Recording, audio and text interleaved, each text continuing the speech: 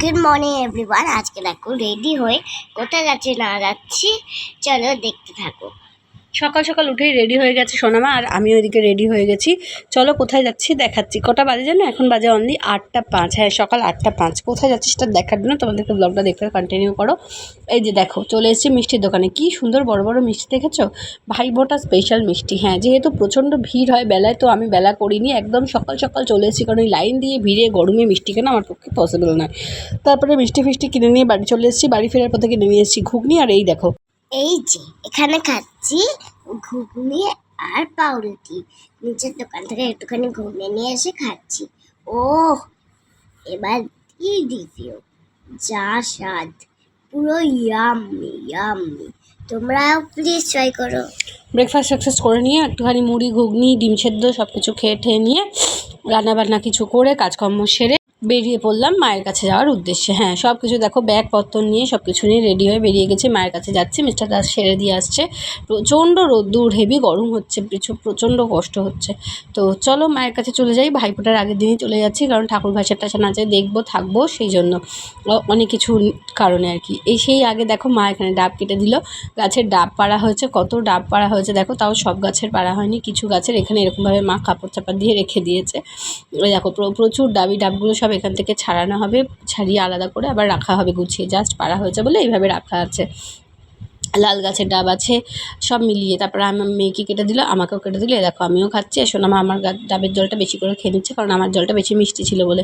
এই দেখো দেখছো কিরকম বদমাইশ। তো যাই হোক, চলো ডাবের জল টল খেয়ে ঠেয়ে নিয়ে তারপরে কিছুক্ষণ একটুখানি লেদ খাচ্ছিলাম। তারপরে মা এখানে কি রান্না করেছে দেখাই আজকে। উচ্ছে পেঁয়াজ ভাজা, পালং শাকের তরকারি, সব সবজি দিয়ে মাছের ঝোল, আর হচ্ছে থোড় ভাজা, এইসব ছিল আজকে মেনুতে। কী যে ভালো খেতে হয়েছিল যে কি বলবো। আমার তো পালং শাকটা খুব ভালো লেগেছে, উচ্ছে পেঁয়াজটাও বেশ ভালো লেগেছে। কী জানি মায়ের হাতে রান্না বলে কিনা। আর মাছের তেলও ছিল, যদিও আমি সেটা খাইনি আজকে।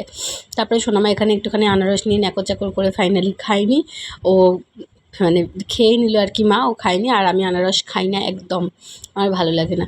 ঘুরে বেড়াচ্ছে খেয়ে উঠে। তারপরে সোনামাকে বললাম যে সোনামা একটু ঘুমাতে এসো। আমি জানি না কেন আমার শরীর এত ছেড়ে দিয়েছে যে কি বলবো, ও নেচেই চলেছে। কিন্তু আমার দেখো কি অবস্থা, এত ঘুম পাচ্ছে যে কি বলবো, চোখ ফোক হাত ফাত গা হাত পা কি ব্যথার, মানে কোনোভাবেই মানে পারছি না আর কি। মানে পুরো শরীর ছেড়ে দেয় না, সেরকম হয়েছে। আমি একটা দেদার ঘুম দিয়েছি, মানে প্রায় 2.5-3 ঘন্টা ঘুমিয়েছি যাকে বলে, একটা ডিপ স্লিপ। তারপরে উঠে রেডি হয়ে গেছি। এই দেখো এক ব্যাগ বাজি নিয়ে এখন যাচ্ছি বাজি ফাটাতে। চলো রেডি হয়ে গিয়ে এখন বোনও আসবে, আগে বেরিয়ে তারপরে দেখাচ্ছি আমরা কি করি না করি। এখানে এসে গেছে গুবলি। এই যে গুবলি আর মেয়ে সবাই দুজনে মিলে আনন্দ করছে। ওর তো গুবলিকে পেলে আর কিছু চাই না, ছেড়ে দাও। এসে গুবলির সাথে এনজয় করো তুমি। হ্যাঁ, গুবলির আদর খায়, গুবলির সাথে ঘুরে বেড়ায়। ও আমার ছোটো বোন। তো এই সব হয় আর কি। তারপরে দেখো এখানে রাস্তায় একটা ঠাকুর আসছে। বলে ঠাকুর কি দেখবো, এত জ্যাম যে কি বলবো। ঠাকুর চলে গেছে, এদিকে আমি বাজি ফাটিয়ে যাচ্ছি। দেখো দুটো তুবড়ি বসানো হয়েছে, সেই দুটো ফলস হয়ে গেছে। সে কি কাণ্ড হচ্ছে, এইসব নিয়ে হই হুল্লোড় মজা হচ্ছে। আর সোনামা এখানে এত স্মার্ট হয়ে গেছে, কাণ্ড দেখো। আর তার আগে বোনকে দেখাই। দেখো বোন প্রচণ্ড বাজিতে ভয় পায়, ঠিক আছে। ও একটা ফুলঝুরি দিয়ে গেছে, কখন থেকে কি ধরাবে না, ও একটা চটপটি জ্বালাবে। সে জ্বালাতে আর পারছে না, ফাইনালি জ্বালিয়েছে। তাই নিয়ে তার খুব মানে আনন্দ যাকে বলে। তো এইসব হলো। তারপরে এই দেখো এখানে হচ্ছে তোমার তুবড়ি ফাটানো হলো। তারপরে প্রচণ্ড মজা করছিলাম আমরা আর কি। আলটিমেটলি প্রচণ্ড বাজি ফাটিয়ে আমরা ছোটোবেলাতেও না এইরকম এখানে বাজি ফাটাতাম, ছাতে গিয়ে বাজি ফাটাতাম। আর এই দেখো ভিতর ডিমটাকে আমি বলছি তুই আরে আগুনটা তো দে, ও আগুন কি দেবে, ও ভয়েতেই মরে যাচ্ছে। কাকামণি এখানে বসে বসে দেখছে। এখানে প্রচুর বাজি ফাজি সব খোলা হয়েছে। আর এই ভিডিওটা যেটা তোমরা এখন দেখছো, এই ভিডিওটা করেছে আমার মা, তাই জন্য এত এইদিক ওইদিক সেদিক হয়েছে, ঠিক আছে। ভিডিওটা দেখে বুঝতেই পারছো যে আনওয়ান্টেড ক্লিপ অনেক চলে এসেছে, তো সেইগুলো আমি কিছুতেই এডিট করতে পারলাম না।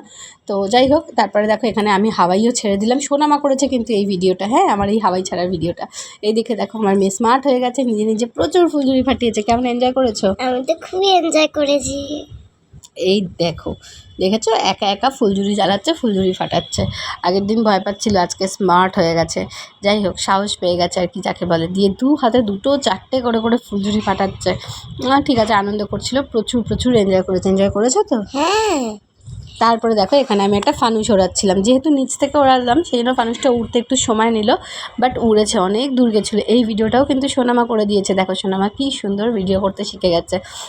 আমি সোনামাকে বললাম একটু ভিডিওটা নাও, এই দেখো কতটা উঁচুতে উঠেছে। এটা ছাদ থেকে ছাড়লে আরও যেত, কিন্তু যেহেতু নিচে থেকে ওড়ালাম তো সেই জন্য এটা উঠতেই অনেকটা সময় লেগে গেছিলো। আর সোনামা দারুণ করেছে ভিডিওটা, খুব খুব ভালো লেগেছে। অনেক দূর গেছে ফানুসটা, আমরা অনেকক্ষণ দাঁড়িয়ে দেখছিলাম, উঠবে না করে করে প্রচুর ভালো লাগছিলো যখন ফানুসটা উঠেছিল ফাইনালি, খুব ভালো লাগছিলো। তো তোমরা কালী পুজো দিওয়ালিতে কেমন বাজি ফাটাও, এনজয় করো প্লিজ জানিও। তবে হ্যাঁ, আমি কিন্তু জোর শব্দবাজি ফাটাই না, তোমরাও ফাটিও না প্লিজ, অবলা প্রাণীগুলো কিন্তু ভয় পায় সেই জন্য। তো তারপরে দেখো এখানে ফানুস টানুস ফাটিয়ে টাটিয়ে দিয়ে আমরা সবাই মিলে কী করব, ও বাবা দাঁড়িয়ে আছি, দেখি একটা বড় ঠাকুর আসছে, তো সেই ঠাকুরটা একটুখানি ডেকে নিলাম। এই যে আমার খুব পছন্দের জিনিস হচ্ছে এই ব্যান্ড, পুজোতে যে কোনো পুজোর ভাসানে ব্যান্ড একটা ঐতিহ্য জিনিস বলে আমার মনে হয় ব্যক্তিগতভাবে, কারণ ঢাক আর ব্যান্ডটাই কিন্তু সবথেকে পুরনো। এখন হয়তো অনেক রকমের প্রসেশন হয়েছে, বাট এই দুটো জিনিস সবথেকে বেশি পছন্দের। আর এই হচ্ছে সাবেকিয়ানা অনেক রকমের আলোর গেট। তো তারপর আমরা এখান থেকে ঠাকুরগুলো দেখছিলাম। আর দেখো এখানে একটা কাণ্ড ঘটেছে, এখানে এরা সব কালী টালি সেজে, ভূত স্কেলিটন সব সেজে ঘুরে বেড়াচ্ছিলো। এই সময় আমরা দাঁড়িয়ে দেখছি সোনামাকে কেমন ভয় দেখাতে এসছে, আমিও একটু ভয় পেয়ে গেছিলাম। তো যাই হোক, এদের এইসব নাচ ফাচগুলো একটু দেখলাম, মা কালী কীরকমভাবে নাচছে সেই সবগুলো একটু দেখলাম। এই যে ভোলেনাথ সব সেজে ঘুরছে, স্কেলিটন দেখতেই পাচ্ছ, ডাকিনী যোগিনী সব সেজেছে। এখানে মা কালী নেমেই এসেছে সোজা মর্তলোকে, নেমে এসে নাচছে।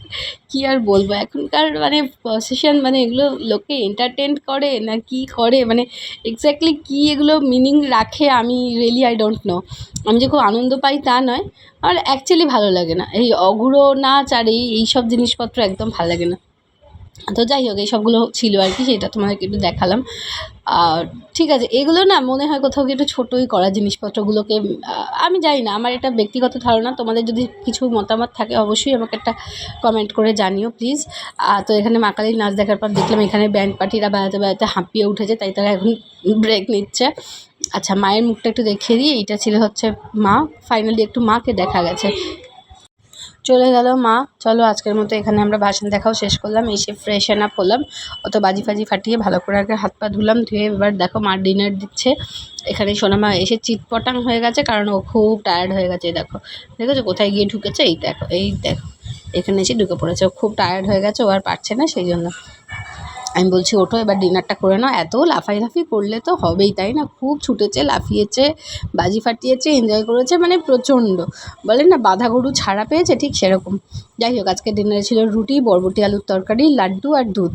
বরবটি আলুর তরকারিটা কিন্তু মা খুব ভালো করেছিল। যাই হোক, সিম্পল ডিনার করে আজকের মতো ব্লগটা এখানে শেষ করলাম। তোমরা প্লিজ একটা লাইক কমেন্ট করে সাবস্ক্রাইব করো।